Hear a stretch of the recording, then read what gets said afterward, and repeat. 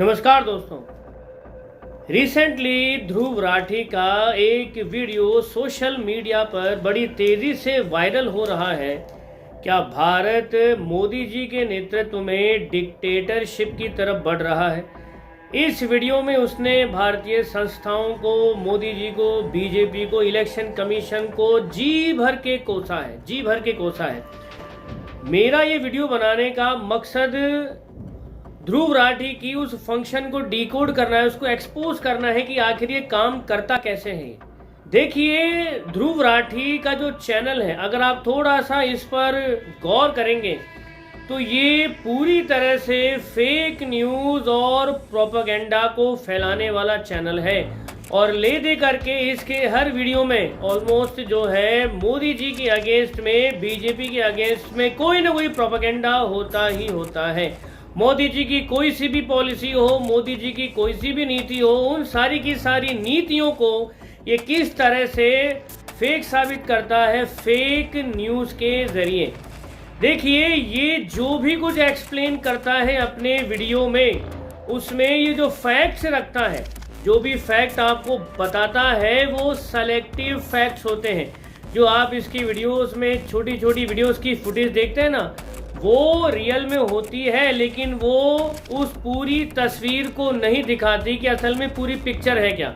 वहाँ से selective facts को उठाएगा और फिर उसके बाद एक नैरेटिव गढ़ना स्टार्ट करता है किसी पर्सन के अगेंस्ट में। अब आप ये सोचते हैं कि यार ये तो सच में हो रखा है, पुरानी वीडियोस का रेफरेंस अपनी वीडियोस में डालता है और ऐसी बहुत सारी फेक मशीनरी है, प्रोपेगेंडा फैलाने वाली फेक न्यूज़ की मशीनरी है, जिनके हेडलाइंस को ये कोट कर कर के बार बार जो है आपको दिखाता है।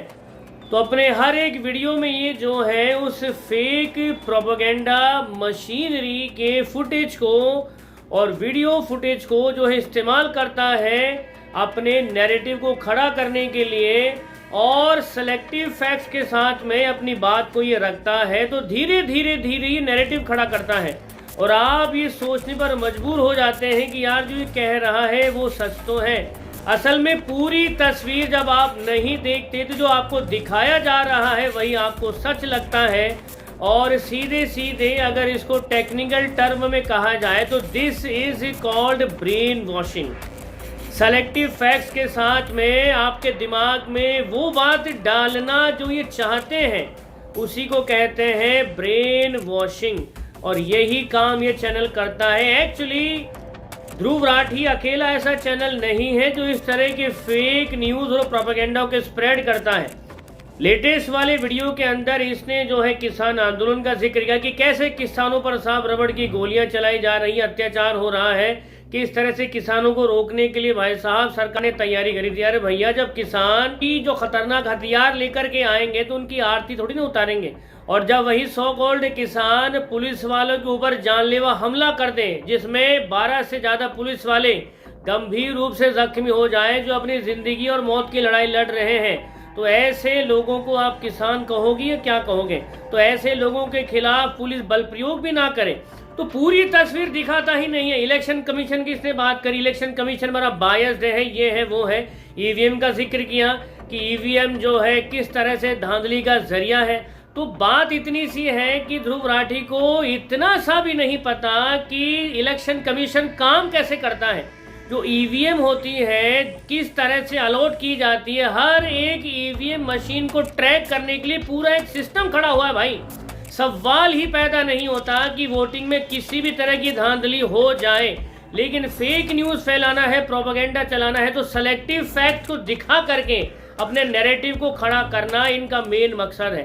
तो बहुत सारे टॉपिक्स पर बात करी और ले दे करके टारगेट पर थे मोदी जी कि मोदी जी के नेतृत्व में साहब देश डिक्टेटरशिप की तरफ बढ़ रहा है।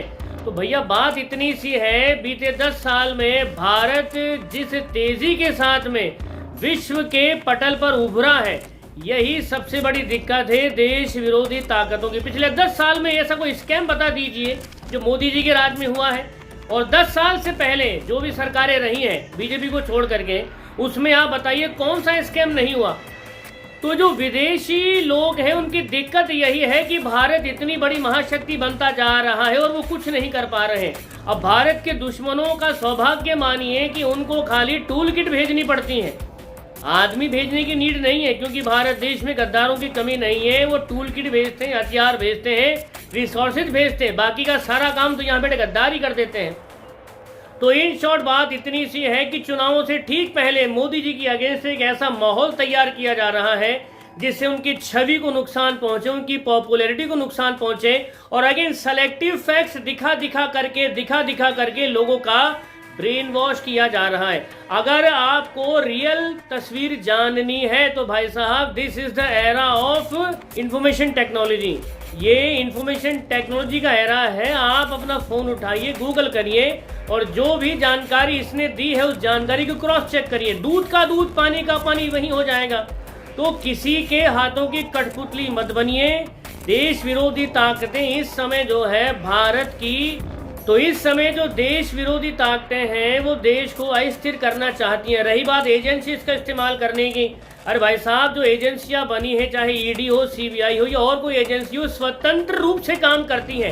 ये पढ़ा लिखा बोलता है अपने आप को। इसको इतनी सी बात नहीं पता कि जितनी भी जांच एजेंसियां हैं वो फ्रीली इंडिपेंडेंटली वर्क करती हैं। न्यायपालिका इंडिपेंडेंटली वर्क करती है, कार्यपालिका, व्यवस्थापिका, तीनों का अलग अलग फंक्शन है। किसी की कोई दखल अंदाजी नहीं है किसी में। लेकिन ये फेक न्यूज चला करके लोगों के दिमाग में जहर घोलने का काम कर रहा है, बस, और कुछ लेना देना इसका नहीं है।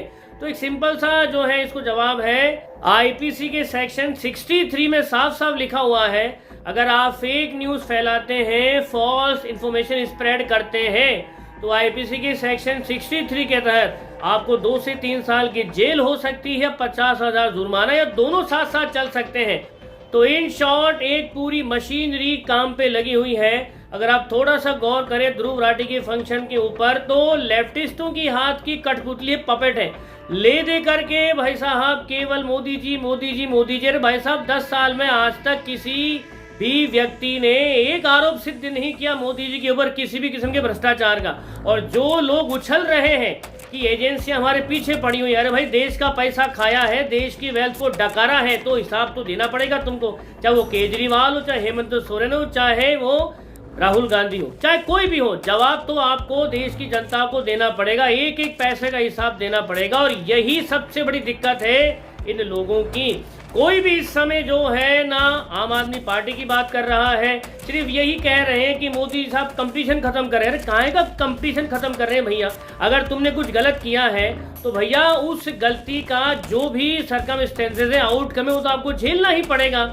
जो आरोप आप पर सिद्ध हो चुके हैं, वो आरोप के जो भी सजा है वो तो आपको झेलनी पड़ेगी। उसमें आप एक नैरेटिव चला रहे हो, मोदी जी मेरे पीछे पड़े हुए हैं। अरे भैया, उनके पास एक बहुत बड़ा काम है, देश को विश्व की सबसे बड़ी महाशक्ति बनाना, तो उनके पास है तो फालतू टाइम नहीं है। और एक चीज और, इतना सब कुछ हो रहा है लेकिन मोदी जी खामोश हैं। एक बात आपको बताऊं मैं, मोदी जी की खामोशी बहुत बड़े तूफान का संकेत होती है। अगर आप मोदी जी के फंक्शन को नहीं जानते, उन्होंने साफ साफ एक बात कही है, 3rd टर्म में आएंगे तो मोदी ही, चाहे कितना ही कोई जोर लगा ले, एड़ी चोटी का जोर लगा लो, आएगा तो मोदी ही 2024 में। जितनी मशीनरी है लगा लो, क्योंकि ऐसा देखा गया है कि जब जब कोई मोदी जी की अगेंस्ट कोई प्रोपेगेंडा चलाता है तो उल्टा मोदी जी को ही फायदा हो जाता है इससे। तो 2024 के इलेक्शन में भी आएंगे तो मोदी जी ही। और जब वो आएंगे तो उन्होंने साफ साफ इशारा कर दिया है कि अब की बार बहुत हार्ड फैसले लिए जाएंगे। जिस भी तरह से देश की छवि को या किसी और वे में किसी चीज को नुकसान पहुंचाया है, तो उसकी भी भरपाई करनी पड़ेगी। जहां तक बात है ध्रुव राठी की, जर्मनी में बैठा हुआ है और इसीलिए शायद वो इतने ओपनली इतने बड़े एलिगेशंस लगा लेता है मोदी जी के ऊपर। तो उसके ऊपर सीधा आईपीसी के सेक्शन 63 का, 499 का और 500 का सीधा केस बनता है, क्रिमिनल ऑफेंस बनता है। लेकिन फिर भी उसको सपोर्ट बैकअप है किसका? लेफ्टिस्ट पार्टियों का। फंडिंग वही करते हैं उसको, और एक टूल किट मिलती है।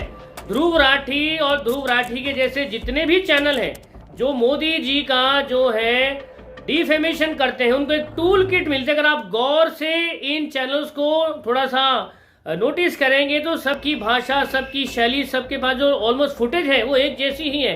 तो इन शॉर्ट बात इतनी सी है कि पूरी मशीनरी है, इस मशीनरी को फंडिंग हो रही है और इसका एक ही मकसद है कि किसी तरह से मोदी जी को रोका जाए। तो बात इतनी सी भैया, मोदी जी रुकने वाले नहीं है। हर देश में 10 से 15% ऐसा तबका होता भी है जो कि किसी के बहकावे में आ जाता है, और इस देश में ऐसे लोगों की कमी नहीं है जिनको अगर आप इंटेलेक्चुअल इलिटरेट कहो तो शायद कोई दो राय नहीं होगी। तो वही लोग बिना सोचे समझे ऐसी फेक न्यूज़ पर भरोसा कर लेते बिना अपना दिमाग चलाए। तो ये जो सोशल मीडिया का दौर है, ये एक नया वॉर फ्रंट है। आज के समय में लड़ाइयाँ केवल वॉर जोन में नहीं लड़ी जाती, आजकल लड़ाइयाँ सोशल मीडिया की वॉर जोन में भी लड़ी जाती हैं। इंफॉर्मेशन टेक्नोलॉजी का एरा है और आजकल ये भी युद्ध का मैदान बन चुका है। तो दोस्तों, इस युद्ध के मैदान से जो भी कुछ आता है उसको एक्सेप्ट करने से पहले अपने दिमाग का इस्तेमाल कीजिए। आपके पास में आपका फ़ोन है, रिसर्च करिए, सर्च मारिए कि जो जानकारी आप तक पहुंचाई गई है वो सच भी है या नहीं, क्योंकि जो झूठ फैलाया गया है, आधा झूठ पूरे झूठ से ज़्यादा खतरनाक होता है, और यही फेक न्यूज़ फैलाने वाली मशीनरी कर रही है। ध्रुव राठी तो केवल एक पपेट है, इसके पीछे रियल पावर कोई और ही है। तो सावधान रहिए, सजग रहिए, अपने आप को अपडेट रखिए, तभी आप ऐसे प्रोपेगेंडा से अपने आप को बचा पाएंगे। तो दोस्तों, आज के वीडियो में मैं इतना ही लूँगा। मैं आपसे फिर मिलूंगा मेरे नेक्स्ट वीडियो में। तब तक आप खुश रहिए, मुस्कुराते रहिए। जय हिंद।